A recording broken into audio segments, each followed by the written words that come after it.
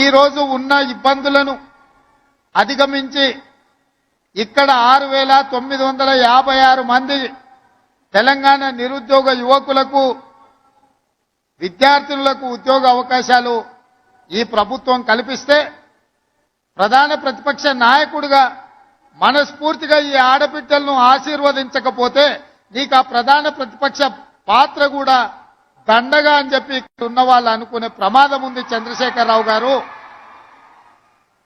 ఒక పక్కన మేము వీళ్ళకు ఉద్యోగాలు ఇవ్వడానికి ప్రయత్నం చేస్తుంటే, అడ్డంకులను తొలగించి ముందుకు వెళ్లాలని ఆలోచన చేస్తుంటే, ఇంకొక పక్కన నీ అల్లుడు ఈరోజు ప్రభుత్వం మీద వీళ్ళకు ఉద్యోగాలు ఇవ్వాల్సిన అవసరం లేదన్నట్టుగా మాట్లాడుతుండు. మీరైనా పిలిచి మీ అల్లుడికి గడ్డి పెట్టండి. ఈరోజు ఈ పేదోళ్ల బిడ్డలకు ఉద్యోగాలు ఇవ్వడం ద్వారా ఇన్ని వేల